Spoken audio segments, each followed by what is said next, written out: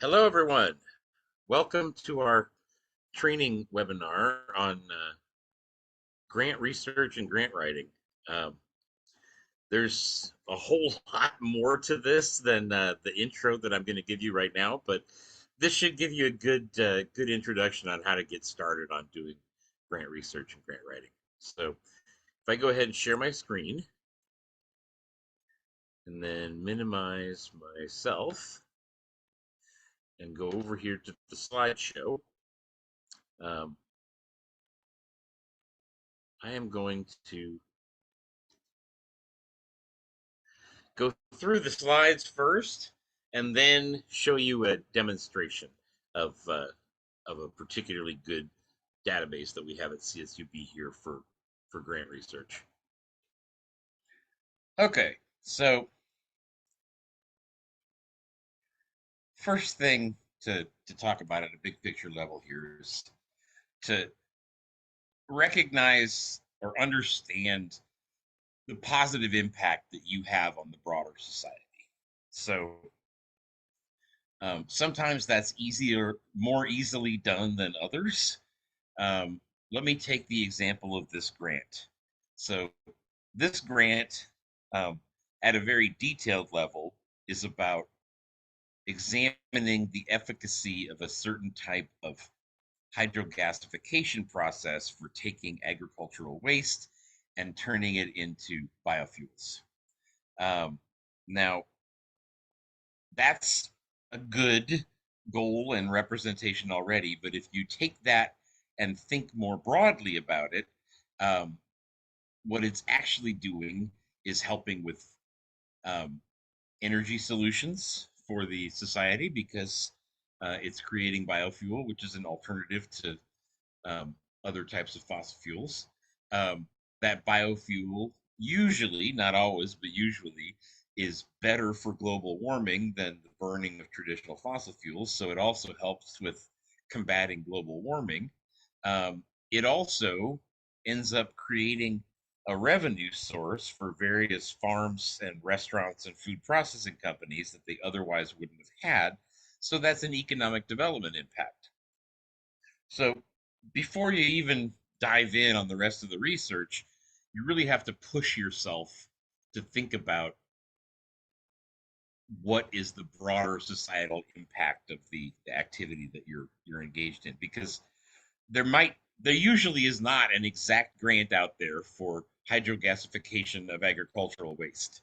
You have to find a grant which is in a bit broader of a view and then fit your goal into the broader context of what that grant is about. Second bullet point here, understanding philanthropic interests.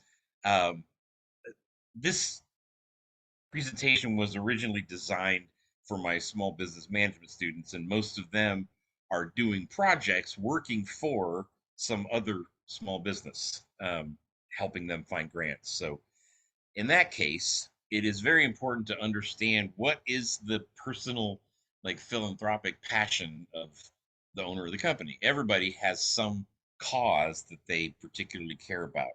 Um, and even all of you, if you're doing this for your own company, if you're doing this as a professor or manager within the larger context of a university or a company, you still have your own um, philanthropic interests. So I personally passion for have a real passion for helping people reach their potential. So if if it were my company and my project, um, I'm always looking for ways to help people become their best selves, whether that's personally, professionally, financially. I'm always trying to help people self actualize. But other people might have a particular passion for fighting global warming. Other people might have a particular passion for solving homelessness. Um, it's important, first of all, to understand the impact of what you do on the broader society, but it's also important to choose what area do you want to have an impact in, whether it's directly related to what you do or not. And once you have those two things clear in your head, um, then you start the process of searching a dizzying uh, landscape of different types of grants. There's federal grants, there's state grants, there's local grants, like from the city or the county. There's nonprofits that actually nonprofits and foundations sort of overlap. Foundations tend to be the corporate giving branches of for-profit corporations, and not-for-profits are of themselves nonprofit organizations. But all of those different kinds of organizations give out grants, and there's literally millions of them out there. So there's two main databases that are really good for searching grants: Pivot and GrantWatch. While you are part of CSUB, I recommend using Pivot. That is the best database of all, but it's quite expensive to access. So once you have left CSUB in some way, GrantWatch is, I think, a couple $100 a year. It's also a very good database, but the training today is going to be focused on Pivot. So I'll go back to that as an example in a little while, but let me do the rest of the slide presentation first. There's all kinds of different criteria you can use to start searching and narrowing down the types of grants that you're looking for. And keyword is obviously something a lot of people are familiar with, and is the place I suggest that you start. But then you can further narrow things down by looking at the type of funding that it is, the type of applicant that's required, the sponsor who's actually offering the money, and then deadline and amount are super important for practical reasons. You need to choose grants that you have enough time to apply for before they're due, and you need to choose grants that are worth doing compared to the amount of money that you're going to win, and also that are like not too big that you're not prepared to apply for them. These are quite competitive processes, and um, if you shoot for something that's too big, that's great, but until you have the practice in successfully winning grants, you may be in over your head applying for multi-million-dollar grants when your competitors for that grant are much more experienced and much larger organizations. But it varies greatly by grant. So moving on, once you have found a grant through these search criteria that you think looks interesting, you first need to look at the grant description to see if it really could be a fit for you or not. There's usually an abstract, there's a relatively brief description that says what the grant is about. If that seems like it's on target, then you move on and you look at the eligibility criteria. Sometimes a lot of grants are only available for um, nonprofit institutions. A lot of grants are only available for universities. A lot of them are only available for government organizations. Some of them are only available for private companies. So you have to look and see if you actually fit the criteria as an applicant. And if you don't, it's not the end of the world. There's lots of small businesses around Kern County that partner with CSUB or partner with the city or partner with the county to apply for grants that they, as small businesses for profit, can't apply for, but as part of a coalition um, coordinated with the university or the city or the county or the state of California, they can apply. So don't think that just because initially you're not qualified doesn't mean that you couldn't find a partner to work with. And then finally, look at the deadline and the dollar amount, kind of like I said on the last slide, and see if you have the time to do it the right way, and see if the dollar amount is in the ballpark to warrant your time and energy investment and not so big that you're going to be in over your head. Finally, once you've done that, um, you get to the actual writing part. So once you've actually chosen a grant, which is a good target, um, you need to figure out what the required submission materials are. Most grants have some sort of narrative, which is anywhere from a page or two to 20 pages. Um, a lot of federal grants usually have a 10-page narrative, but some of them have more and some of them have less. Almost always you have to submit a budget.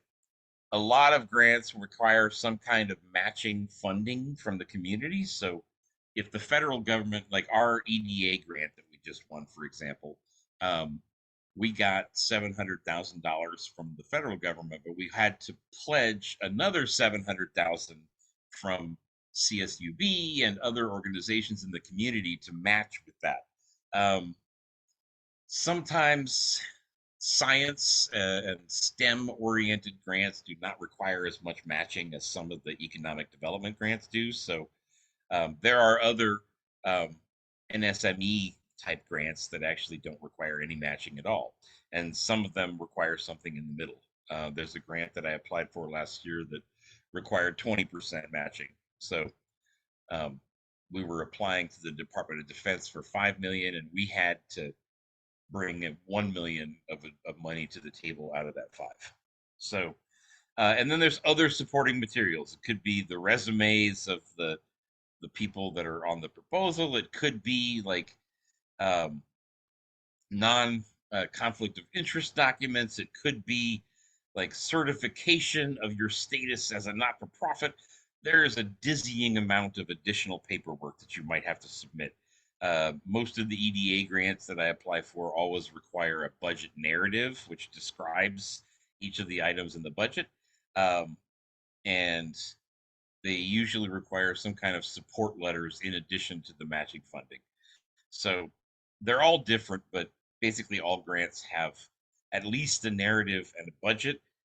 Most of them have some kind of other supporting materials, which vary greatly, and a lot of them require a matching funding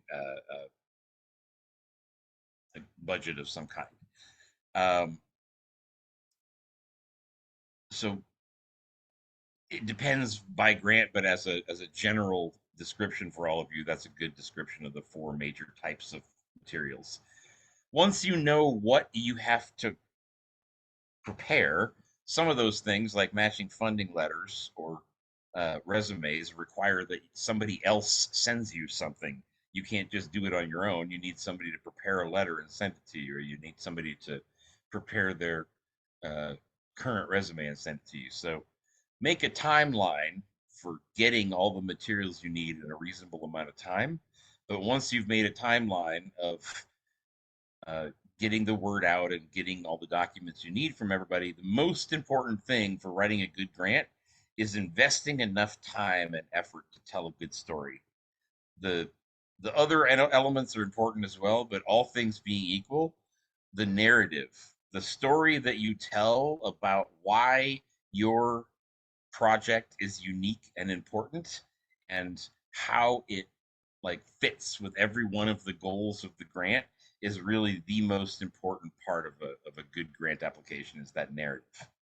So lastly, before I do the demo, um, follow up may seem to most of you like, like once we got the grant, we either celebrate or if we didn't win, we cry in our beer.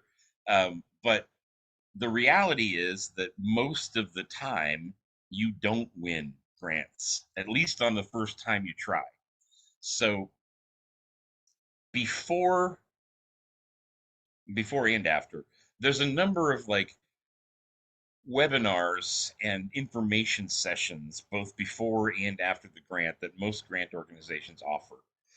Make sure to actually attend them. So a lot of like there's the grant that we just got for from the Economic Development Administration was the seventh time that I've applied for a grant from the U.S. Economic Development Administration. And after every one, they offered webinars and information sessions for all the losers, basically, about why didn't you win. And then those were general sessions about why you didn't win. It's also important to actually develop a relationship um, with the grant sponsor and with anybody that won the grant in the past or currently. Um, I think the biggest thing that helped us win the EDA grant that we won was actually reaching out to another winner from last year and having them send the materials that they submitted and won with, and then we could see clearly, like, oh, we didn't actually tell things this way, we didn't actually provide this chart. So once we get that information from one of the other winners, we could do a much better job of applying with a winning proposal as well. So if you don't win, don't just quit and go away. Like, look at all of the information offered for people that didn't win about what to do better.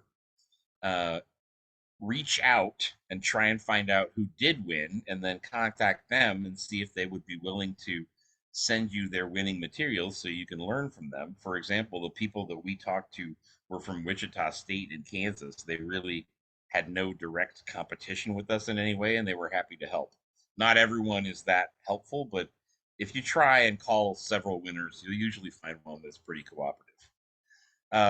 And then, each grant has a particular grant program manager, which often changes with presidential administrations for the feds, or will change with gubernatorial administrations for the state. But at least during any one particular administration, you also often have some consistency of who is the program manager from the agency, and that person can also give you a lot of advice on what you did wrong, what you can do better. um, and then finally, make sure to ask for reviewer comments. Every single grant application, even when you don't, every single grant application, if you don't win, there's a long list of comments that the reviewers made about why they didn't like your proposal. And usually it's kind of hard to listen to read those at first because you took a lot of time and effort to write the proposal and you thought it was really good. The reviewers don't agree with you, so it's kind of hard to read. But once you kind of put your ego to the side and read all those comments, um, if you address those comments and fix all those things the next time you apply, you have a much, much better chance of winning. So, um, for any big national level or state level grants that are worth competing for, you usually don't win on the first try. The most important thing about going after grants is to pick one that is really a good fit for you and then keep applying each year until you get it right. It took us 4 years and 7 applications to win the one that we won from the federal government recently. So that is basically what I wanted to go over in the presentations. Now, if we go back to it, West Tom, since you're part of CSUB, you're going to go down here to log in from my institution, and you just choose Cal State Bakersfield. That then brings you to your normal CSUB login.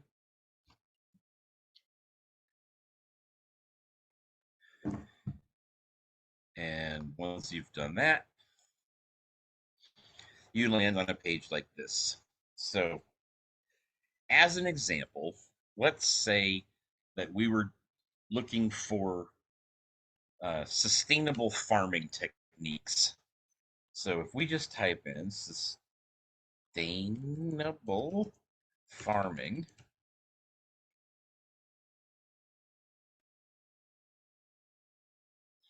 there's 1,000 different grants that have sustainable farming in them somewhere. So we want to narrow this down a bit. If we go to the left-hand side, we can actually look for which ones are research grants, which ones are for like organizations to build their capacity, um, which ones are for private businesses. Um, let's say we just want to look at the research ones. So now that's still a lot of them to read. Let's take a look at just the types of people that can apply. So we are looking for grants to apply for from CSUB. So let's put academic institution. That brings us down to a more reasonable number. And now we can read the narratives and do the rest of the things we need to do. I would actually recommend the next thing you do is actually sort by deadline. So 5th of October. That's tomorrow. No way, no way we can be ready for that one in time. All of these October ones, probably too soon. We want to shoot for things that are at least in November, probably December or next year. So um, let's go down here to page 2. December. Those are some nice ones. So on farm research grant program, agri sustainable. So now that we've got the right time frame, 20,000, 50,000, 500,000, 100,000. Let's take a look at the $500,000 one. So if we go in there, you've got a basic description: partnerships for innovation. Um, Offers researchers from all disciplines of science and engineering, funded by NSF, the opportunity to perform translational research and technology development, blah, blah, blah. So it looks like you basically need to have some other type of, well, it might be um, disciplines that are funded by the NSF. So not necessarily that you've already been funded, but it has to be an area for which the NSF provides funding. Um,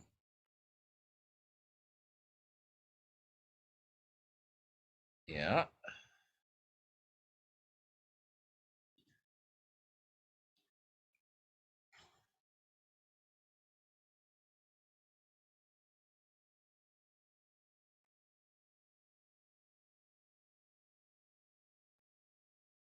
Okay, so these are pretty complex. This involves basically taking previous research that already has been done for the National Science Foundation and trying to look at commercialization opportunities for it.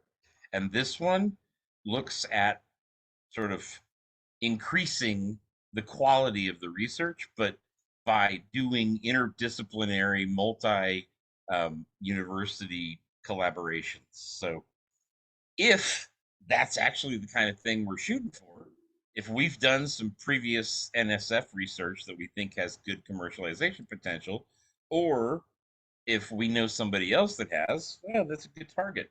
If we sort of like CSUB is with energy, if we're sort of a global leader in energy, um, we might look at other universities all over the state and the country to cooperate with, and then do a very broad renewable energy project with this. But if you're an individual researcher looking for something a little bit more reasonable to shoot for, that's a little bit too ambitious, perhaps. So let's take a look instead at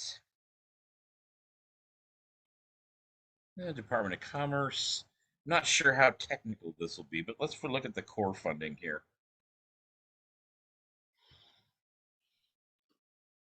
And then the abstract. Yeah, coastal and marine issues in North Carolina. So unfortunately, we're not in North Carolina. Um, and we don't do that much marine research at CSUB anyway. So even if it were not North Carolina, that's not too much of what we do here. Food and agricultural research innovation.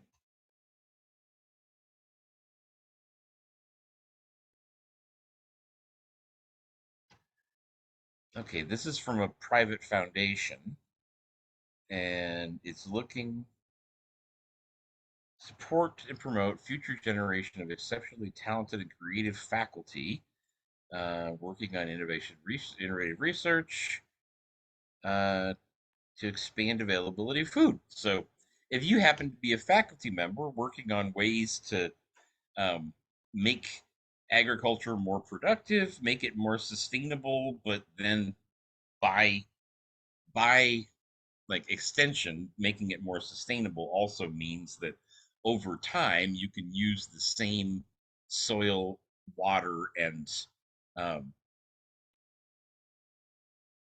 seed and seedling and sapling resources to produce more because it's a sustainable practice. So that's kind of in the ballpark of what we were talking about, of uh, farming innovation or sustainable farming innovation. And it looks like, bright-eyed, bushy-tailed faculty um, that are doing interesting stuff in this area. That's what it's for. So that's a pretty good target. Now, if we want to know exactly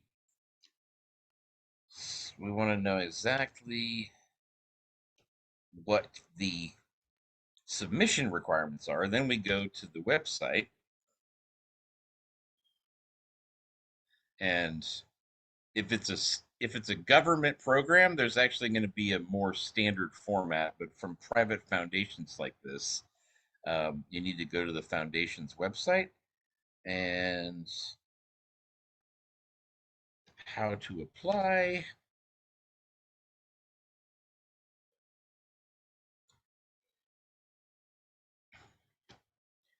Go into the grant management system. So you'll probably have to surf around a little bit on the website here. I don't want to take too long to hold up the webinar, but you'll have to search around a little bit to find the exact list of items that you need to submit, but that'll be here somewhere. Figure out that list, figure out a plan and a timeline for getting them all done, and then really sink your time into telling a good story in the narrative.